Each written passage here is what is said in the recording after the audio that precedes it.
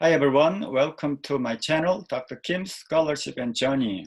I'm so glad to come back with other parable of Jesus. This time I'm gonna present to you one of the most important parables of Jesus, which I would say that will be the mustard plant. The parable of the mustard seed. A big overview. God's reign is compared with a mustard seed. This is a marvelous idea. God's reign is not compared with something greatest in the world, like a cedar tree, the tallest tree, glorious, marvelous tree. But the reign of God is compared with a small thing, a mustard seed. And the crux of this parable then should rest in the idea of smallness, something trivial we say sometimes. What does the small represent in the reign of God? And how to understand hyperbole in this parable? Likely we hear that the seed is the smallest of all the seeds on earth. Is it really true? And it become a tree? Is it really true? You know, this technique we see in the parable is actually not the literal kind of a science matter. The parable is not about science or, arboreal in this sense. Figurative speech. A parable is figurative speech that try to convey to us something morally important. Teaching, so hyperbole, how to understand. And as we see later, the parable of the mustard seed is found in all the Synoptic Gospels, but Markan version is used by Matthew and Luke, but they change a little bit, right? So why are they different? So we'll see a little bit about that. And finally, what's the point of a Jesus truth? In other words, when Jesus spoke this parable, what this tried to convey to his audience? What are something the shocking things that he want to convey to, right? So that people think differently. So before we go there, we have to read first carefully, closely, each version of the parable. Markan version here, he also said, with what can we compare the kingdom of God? Or what parable will we use for it? It is like a mustard seed which sown upon the ground is the smallest of all the seeds on earth. Yet when it's sown, it grows up and becomes the greatest of all shrubs and puts forth large branches, so that the birds of the air can make a nest in its shade. Now let's compare with Matthew. Okay, see how Matthew changed it a little bit here. He put before them another parable. The kingdom of heaven is like a mustard seed that someone took and sowed in his field. Here, immediately you see the big difference here, right? Whereas in Mark, we see the place that the seed sown is the ground. The ground is just any place. But here in Matthew, the place is his field. And it is the smallest of all the seeds, but the leading on earth, right? In Mark, we have on earth. But when it has grown, it's the greatest of the shrubs, just like Mark, but now changing, Mark. And Matthew here says, it becomes a tree. That's real exaggeration, hyperbole, right? Not just great shrub, but even it becomes a tree. Actually, as we see later, both Matthew and Luke, have this kind of wording, becoming a tree. So that the birds of the air come and make a nest in its branches. In Mark, we saw it is shade, but more than shade, it branches. Luke really, simplified Markan version, and he omitted some details about the seed size and other things. He said, therefore, what is the kingdom of God like? And to what should I compare it?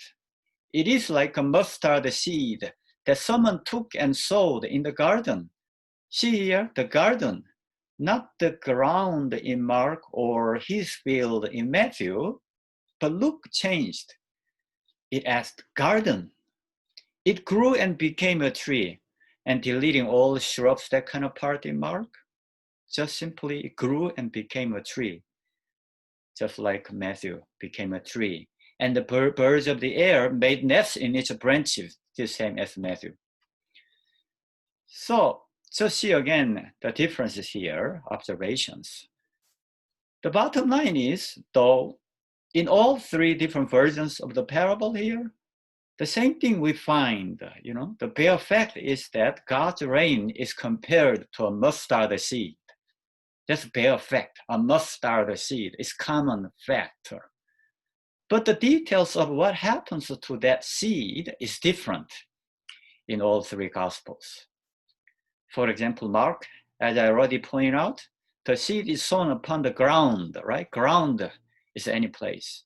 The smallest of all the seeds on earth is real hyperbole, on earth, becoming the greatest of all shrubs. Hyperbole, but very realistic picture in a way. Why? Because it become great shrubs anyway. And putting forth large branches, that might be a little bit of hyperbole because it's like a tree, right? Branches coming out. And the birds making nests in its shade. So this is what Markan, description about the seed and the growth and the final product of that tree. And in Matthew, the same mustard seed sowed, but in different place, in his field, Argos. The smallest of all the seeds, but the leading on earth in Mark. And it becomes a tree. That's real elaboration and exaggeration, right? Even it becomes a tree. And the birds making nests in its branches, not in the shade in Mark, but branches. In Luke, sowed in the garden, kapos, garden, and grew and became a tree, otherwise deleting other details like the size of the mustard seed. Luke doesn't say how small it is, whether it became shrubs, it's just omitting that part. Simply the mustard seed grew and became a tree, very simple. And finally, the birds come down and make a nest in its branches. So we'll see again, each gospel's interpretation of the original parable of Jesus. Markan interpretation of Jesus' parable of the mustard seed, a seed sowed upon the ground. The ground signifies the universal mission of God because the ground is indiscriminate place, right? Any place, any lot is the place for the mustard seed. And the smallest of all the seeds on earth. This is really emphasizing, right? The smallest of all the seeds on earth. Real hyperbole in a way. But again, we have to know the parable is not about science or arboreal science. It doesn't matter actually whether the mustard seed is the smallest of all the seeds on earth or not. But from the perspective of Mark, they see the mustard seed is the smallest. Why? The purpose of telling this way is not to emphasize scientific details, scientific knowledge, right? But rather the religious, realistic truth about kingdom of God. In the kingdom of God, the smallest things can become great things. And then the greatest all the shrubs and large branches. This is a very realistic picture. Mark doesn't say that, the mustard seed grew, it become a tree. Although it becomes the greatest all the shrubs and put forth large branches, but it is not a tree. I think Markan's description of this picture is very realistic It's like a tree, but it doesn't say it is a tree, but still it's big enough. Greatest of all shrubs, putting forth large branches. It's like a branch, it's like trees. Now, Matthean interpretation of this parable is quite different from Mark. On one hand, a seed, mustard seed, sowed in his field, argos, in his field, right? Not any other place. His field may refer to the community of Matthew. Matthew's church may be the place, the field that they have to cultivate, right? They have to educate their community. They have to spread the gospel of God to other people. Before doing that, the education and training is important. So Matthew's church should be the starting community and place for the gospel. So probably that's why a mustard seed sowed in his field, the sower's field. Otherwise, Matthew deleting on earth, the smallest of all the seeds on earth, but it doesn't say on earth, but just smallest. But still, this is hyperbole, right? Becoming a tree, that's a real hyperbole, real exaggeration. But again, even with this exaggeration, the point is not about science. Matthew believes this is a miracle. So even though a mustard plant is not really a tree, but they are a tree in a way, right? So becoming a tree. So there is good technique of figurative speech, hyperbole.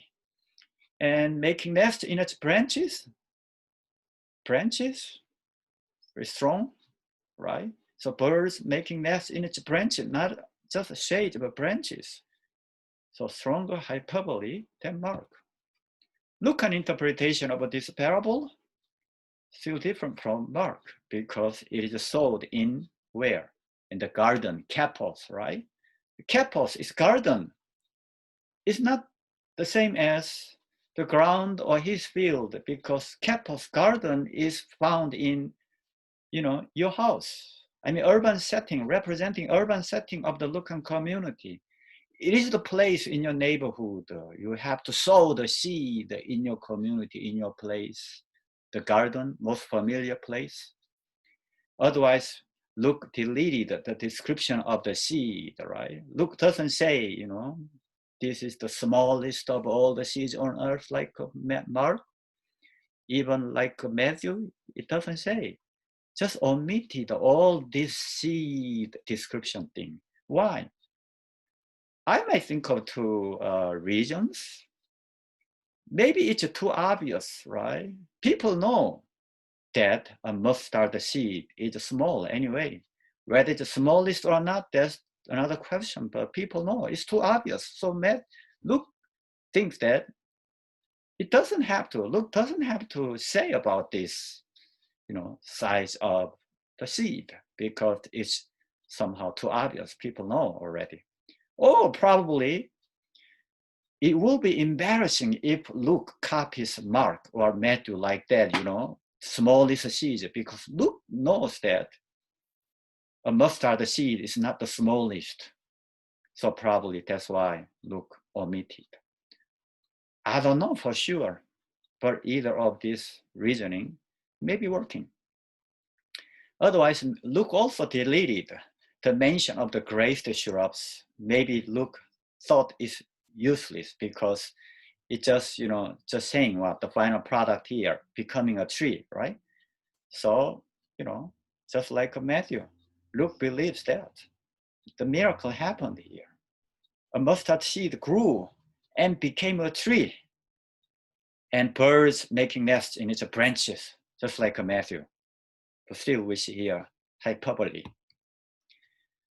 Now let's explore Jesus' truth. In other words, apart from the evangelist's interpretation of the parable, as we just saw here, we are also interested in Jesus' truth. In other words, when he spoke a parable, what does he try to convey to his audience? Explorations of Jesus' truth.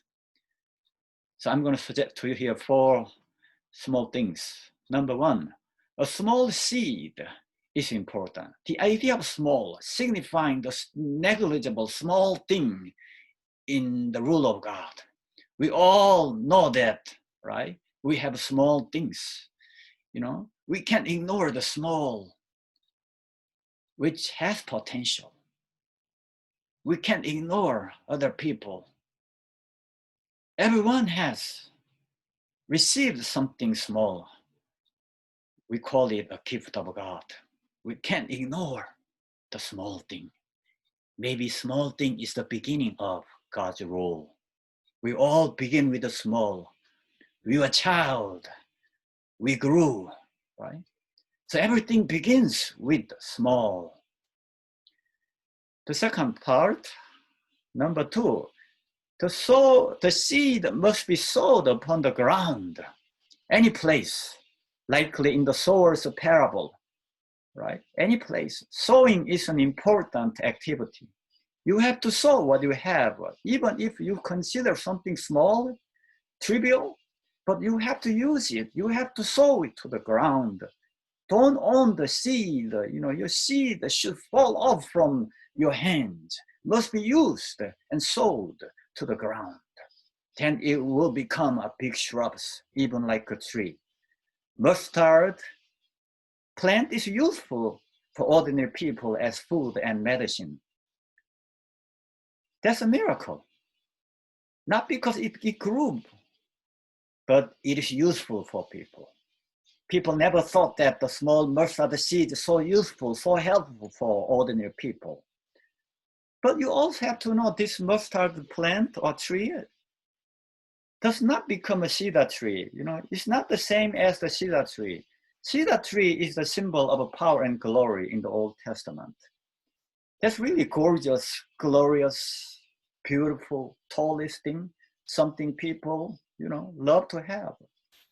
But Jesus did not compare the kingdom of God with the cedar tree, but to a small mustard seed. So probably the lesson is not to become the greatest successful person in the world.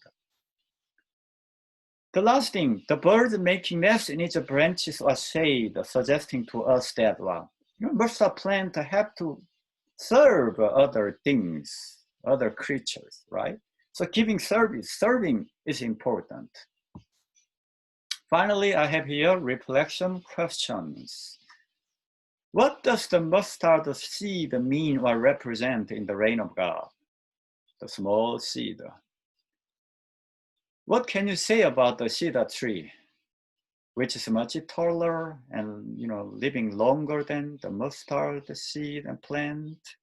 Why is the reign of God not compared to the cedar tree? That's interesting. You need to think about it. What lessons can you take away from this? Can you teach we can make success no matter what? Can you teach we can become the person that we want to be? We want to be? Or can you say that even if we feel small, we still can do great things? We can do great things because we have to realize we are small, or something else? What can you come with? Okay. So this is the end of my video. So I hope you have gotten something reflectionable, you know, insightful things. So I hope you will continue to explore more about this parable, and I'll come back with the other parables of Jesus.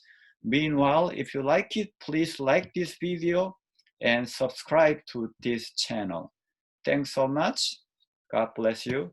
Bye-bye.